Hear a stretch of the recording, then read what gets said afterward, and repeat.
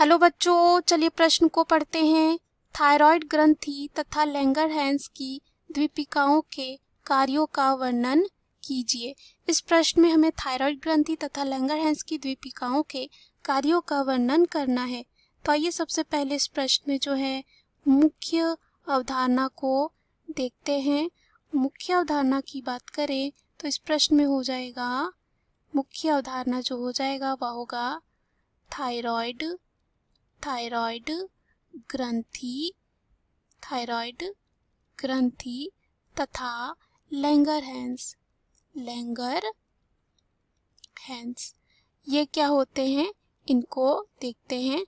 अगर हम थायराइड ग्रंथि की बात करें तो यह जो है उपस्थित होता है गर्दन में सांस नली के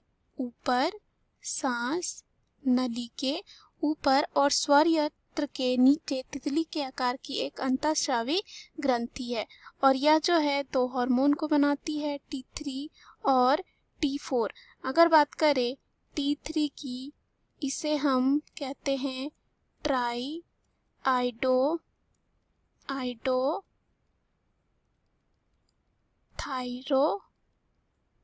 थायरोनिन।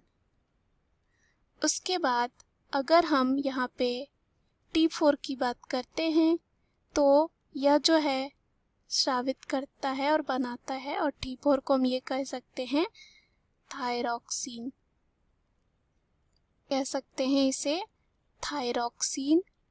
अब हमें इस प्रश्न में जो है क्या बताना है, कार्य को बताना है थायराइड ग्रंथि की।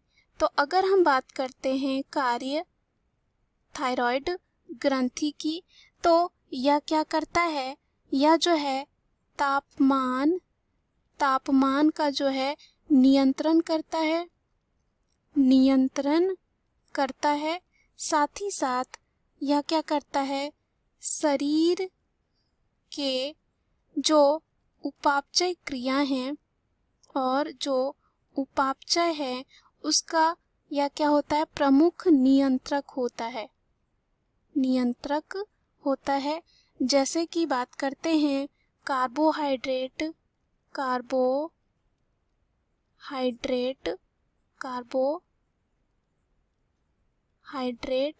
साथ ही साथ वसा प्रोटीन का क्या करता है, चयापचय दर जो है नियंत्रित करता है। उसके बाद अगर मान लीजिए भोजन में आयोडीन की कमी हो जाती है तो शरीर में थायरॉक्सिन हार्मोन की भी कमी हो जाती है, जिससे घेंघा रोग हो जाता है। उसके बाद अगर हम इसके और कार्यों की व्याख्या करें तो इसके कार्य यह होते हैं कि यह लाल रक्त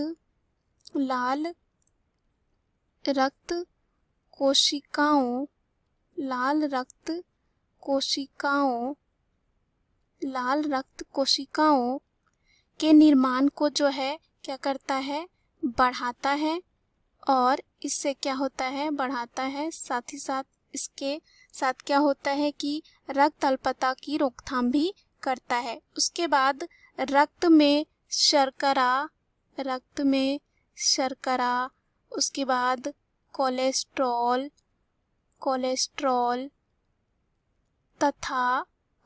तथा फॉस्फोलिपिड जो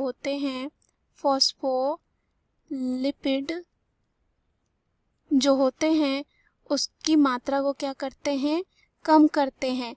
और यहाँ पर हम देख सकते हैं इसके और कार्य क्या हो सकते हैं। उसके बाद हृदय स्पंदन दर को भी ये नियंत्रित कर सकते हैं। अब हम आते हैं लैंगरहैंस में।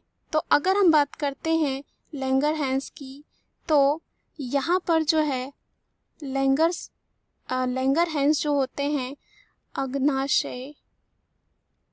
अग्नाशय जो होती है ग्रंथि, उसी का जो है यह भाग होता है और यहाँ पर जो है यह दो हार्मोन को स्रावित करता है। पहला हार्मोन जो हो जाता है वह होता है इंसुलिन और दूसरा जो हार्मोन होता है वह होता है, यह पहला हार्मोन हो जाता है और दूसरा जो होता है ग्लूकागन होता है। ग्लूकेगॉन। तो यहाँ पे क्या करता है, इंसुलिन और ग्लूकेगॉन हार्मोन का स्रावन करता है।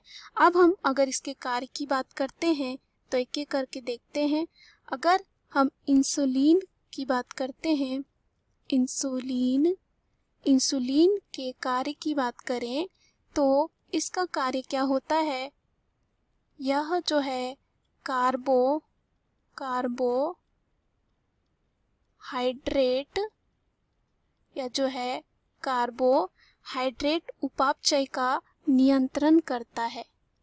क्या करता है, कार्बोहाइड्रेट उपापचय का नियंत्रण करता है। और यहीं अगर हम बात करते हैं ग्लूकेगॉन की, तो यह क्या करता है, रुधिर में जो है यानी कि रुधिर में जो है अगर ग्लूकोज की कमी हो जाती है, तो उसे क्या करता है, बढ़ाता है और ग्लाइकोजन को जो है ग्लूकोज में परिवर्तित होने के लिए प्रेरित करता है। तो चलिए प्रश्न में चलते हैं। प्रश्न है था कि थायराइड ग्रंथि तथा लैंगरहैंस की द्वीपिकाओं के कार्यों का वर्णन कीजिए। मुख्य अवधारणा के आधार पर हमने ये सिद्ध कर लिया है कि थायराइड ग्रंथि तथा लैंगरहैंस की द्वीपिकाओं के कार्य कौन से हैं। आशा करती हूँ यह प्रश्न आपको समझ में आया होगा। धन्यवाद।